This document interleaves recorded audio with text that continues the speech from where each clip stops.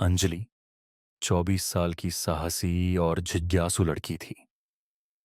वह शहर में पढ़ाई करती थी, लेकिन गर्मी की छुट्टियों में अपने गांव भैरवपुर आई थी। यह गांव चारों तरफ से जंगलों से घिरा हुआ था और रहस्यमयी कहानियों के लिए मशहूर था। गांव के बड़े बुजुर्गों ने हमेशा चेतावनी दी थी, रात को जंगल की तरफ मत जाना। वहां एक अघोरी बाबा रहता है। वह आत्माओं को बुलाने वाले अनुष्ठान करता है और जो भी वहां जाता है लौटकर नहीं आता।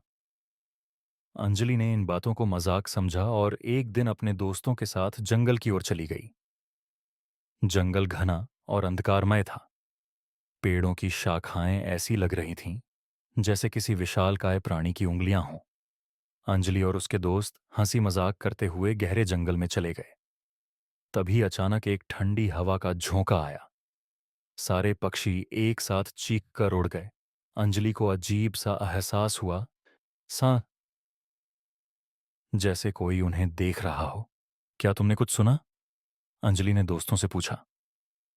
यह तुम्हारा वहम है, दोस्तों ने हंसते हुए कहा। लेकिन तभी एक तेज गहरी आवाज गूंजी। यहां कौन आया है?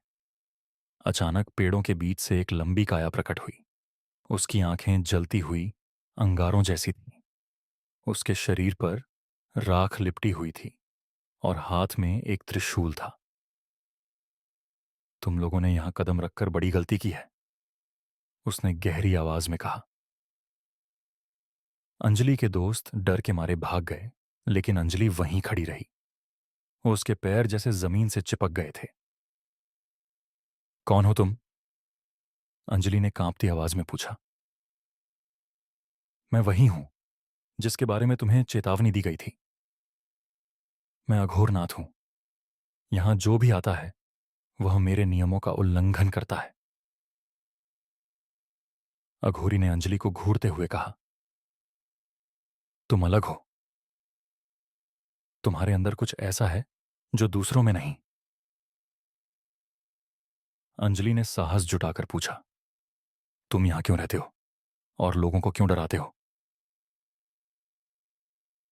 अघोरी बाबा ने अपनी आवाज धीमी करते हुए कहा। यह स्थान शापित है। यहां कई साल पहले एक तांत्रिक ने अपनी आत्मा को अमर करने के लिए भयानक अनुष्ठान किया था। उसकी आत्मा अब भी इस जंगल में भटकती है और जो भी कमजोर दिल का इंसान यहां आता है उसकी आत्मा चुरा लेती है। मैं इसे रोकने के लिए यहां हूं, लेकिन अब तुम आई हो। तुम इस जंगल के भाग्य को बदल सकती हो। अंजलि यह सब सुनकर दंग रह गई। अघोरी बाबा ने बताया कि वह एक शक्तिशाली आत्मा को खत्म करने के लिए अनुष्ठान कर रहे हैं, लेकिन इसके लिए एक बलिदान चाहिए। तुम्हारे भीतर एक पवित्र शक्ति है। अगर तुम मेरी मदद नहीं करोगी तो यह जंगल और भी बुरा हो जाएगा। अंजलि समझ नहीं पा रही थी कि वह क्या करे। तभी उसे लगा कि पेड़ों के पीछे कोई छाया उसे देख रही है। यह क्या है? उसने घबराकर पूछा। वह वही आत्मा है। अगर हम इसे रोक नहीं पाए तो यह तुम्हारे शरीर पर कब्जा कर लेगी। अंजलि ने अघोरी की बात मान ली और अनुष्ठान में शामिल होने के लिए तैयार हो गई। वह रात घोर अंधेरे से भरी थी। चारों ओर केवल झींगुरों की आवाजें थीं। अघोरी बाबा ने अनुष्ठान शुरू किया। जंगल में अचानक हवाएं तेज हो गईं। पेड़ जोर जोर से हिलने लगे। तभी एक भयानक चीख सुनाई दी। अंजलि ने देखा कि एक काली आकृति धीरे धीरे उनकी ओर बढ़ रही है। उसकी आंखों से खून जैसा कुछ टपक रहा था।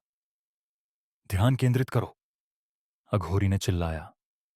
अंजलि ने अपनी आंखें बंद कीं और बाबा के कहे मंत्रों को दोहराने लगी। काली आकृति और भी भयानक हो गई।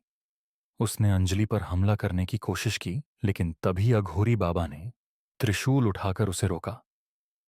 अब तुम्हारी शक्ति काम आएगी, बाबा ने चिल्लाया। अंजलि के ताबीज से एक तेज रोशनी निकली जिसने उस आत्मा को जला दिया। आत्मा एक जोरदार चीख के साथ खत्म हो गई। जंगल में सब कुछ शांत हो गया। अघोरी बाबा ने अंजलि को धन्यवाद दिया और कहा, तुमने इस जंगल को मुक्त कर दिया है। अब मुझे यहां और रुकने की जरूरत नहीं। तुम्हारा साहस असाधारण है। अंजलि ने गांव लौटकर यह कहानी किसी को नहीं बताई, लेकिन वह जानती थी कि उसने एक भयानक सच्चाई का सामना किया है। उस रात के बाद अंजलि ने अपने जीवन में डर का सामना करना और भी बेहतर तरीके से सीखा। वह समझ गई कि सच्ची ताकत हमारे भीतर ही छिपी होती है, हमारे